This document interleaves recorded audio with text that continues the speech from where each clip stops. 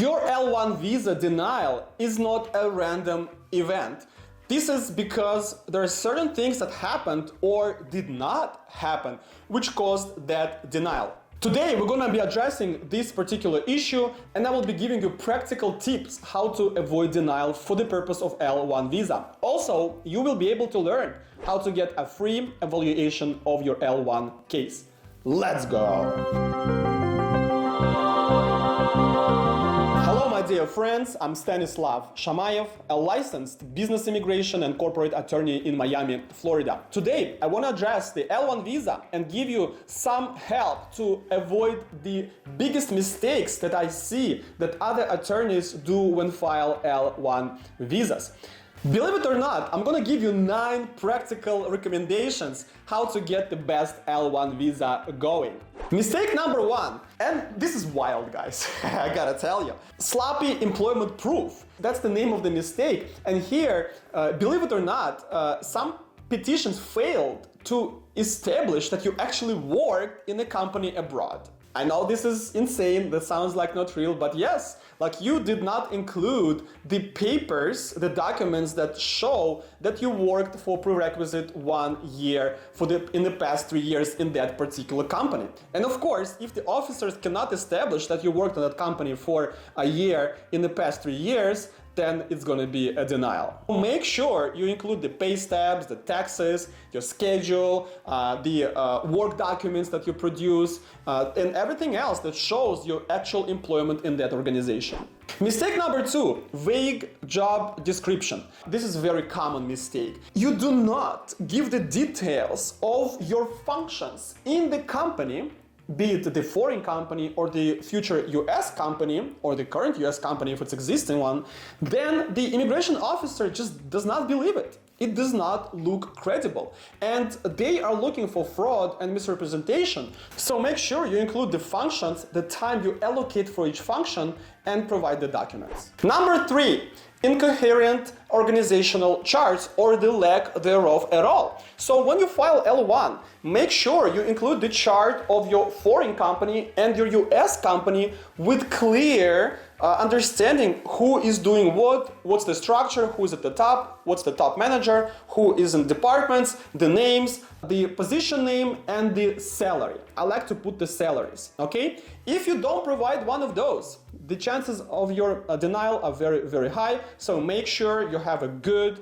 detailed structural chart of both companies, the foreign and the US. Mistake number 4, and it goes more to the new office, to the startup in the US, when you provide a business plan that does not give a reasonable financial projections, okay? Like let's say you want to invest $100,000 in a new office and you're showing $200,000-$300,000 net profit the first year. Of course, I understand that may happen, but the chances of that are very, very low. It's like our planet is going to be hit by the comet within 1 day, right? Is it possible? Yeah. What are the chances of that? Very, very slim, okay? So make sure you give a good financial projections of the new startup, new office business, not to confuse the immigration officer. Mistake number 5 also goes to the new office because those are very popular petitions. Ignoring US entity viability.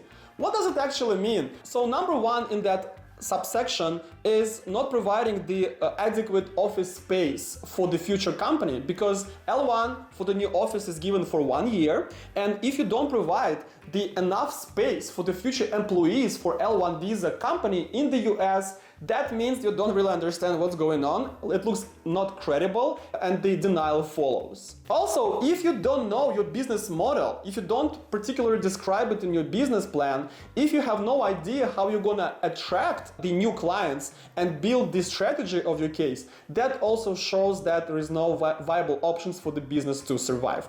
Make sure you provide the documents for the new office, for the actual leased space, that everybody is comfortable in that office, you know how to attract customers, and you making steps to make that happen. Mistake number 6, failing to establish the affiliation between the companies. And guys, this is also pretty wild, but I've seen cases where the companies either did not have affiliation or there were not documents proving that it was the case. What the affiliation actually means that there is a same control of both companies. One company could control the other, both of those companies could be controlled by a person, by another company, by a group of people, by a group of other companies, or the combination of all those.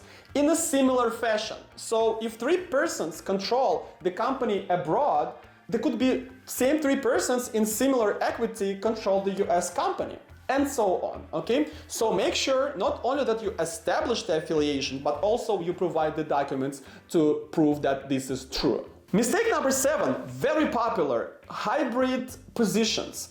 Of course, we know that not all people in the company have only executives or managerial functions. Of course, there could be other less important functions, and we don't claim that you have to only do the strategic planning, which would be great, actually, I would prefer that. But we understand that this is not always the case, and USCIS understands that too. But it could not be more than 50% of your time. So you still could be in operations and even do something with your own hands. I mean, not like sweeping the floors, of course, right? Like the CEO cannot do this, but less important things. But more than 50% of your functions that you provide, and remember, one of the mistakes is not giving the details of those functions. So those functions that you give details about, more than 50% of them are of the executive or managerial level. If you fail to do this, they're gonna deny and say, hey, you are not executive, you're not a manager because you do some other things that you have to delegate by the way of how immigration law sees that. Mistake number 8, salary discrepancies. When you provide for salaries in your country and especially in the US, make sure they have reasonable salaries. In your country, it's less stringent because, you know, nobody's gonna go and see what are the salaries. It's very hard, a lot of resources and difficult, but still, make sure this is this is true, first of all, and they're reasonable. And I don't know how you do your business because sometimes half of that paid like this, so I don't know, right? But make sure it's all reasonable. But in the US, officers really know what's going on, they have an eye for this, they have experience, and if they don't, they can check it really quick. So make sure your salaries are good, because I've seen, even with my clients, like the CEO gets $50,000 and the manager under the CEO gets $70,000. That's how you want it to be, but that's how it cannot be under the law, because your salary must be the highest. And understand, there could be situations like the sales department did a great job and the director of the sales department with bonuses and commission got a higher salary than everybody else in the company. Of course, that could be true, but that's like individual case an individual month, not like on a regular basis. So make sure all the salaries are in place and they're reasonable. And the last mistake, number 9, last but not least. But before I mention that, guys, get the free evaluation. What's the free evaluation of your L-1 visa? This is a questionnaire that you have to fill out for me to analyze your case for free. The link is below this video. Click on it, fill out the questionnaire within 2 days. I will get back to you with the free analysis of your case and let you know what are the chances, what criteria are good, what criteria should be worked on, and whether you have the potential. Look for the word potential. If you have the potential, you will be able to get your L-1 visa done within the next 6 months, working with my team, under my control, with my processes. If you don't get the potential, I will let you know how to get to that point. So get the free evaluation right now, know your chances. Mistake number 1, inconsistency in the petition. And because there are a lot of repetitive documents that are required by law, by the policies, of course, certain things that cross and they refer to each other. Guys, I see it every day with my clients because, you know, one person did that document from the company, one person did the structure, one did the description of the company, another did the job duties, then this director did this, and they call each other differently.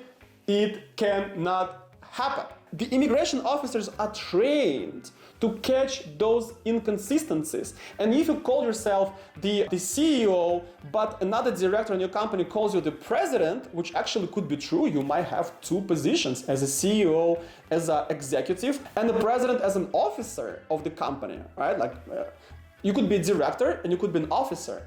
You could be a chair and you could be an executive. So different combinations, it's true. But if it's so, make sure you explain and still make sure you are called properly in a proper place and proper time. It's natural to mix those things up, but sometimes they're just terrible. You know, this paper calls you executive, this calls you manager. Huge difference for the matter of law. So read and reread for inconsistencies, find them, change them, modify, make sure all documents talk about the same thing, call people the same positions, with the same salaries, with the same names. Very important, that's why it's not the least mistake that could happen. Guys, smash the like button if you enjoyed this video. Let me know if you want more videos like this for other type of visas. Get the free evaluation right now. Also, subscribe to my YouTube channel not to miss the fresh videos, and comment below and ask me questions. My name is Stanislav Shamayev. I'm a lawyer of the future. Your future begins here. Good luck.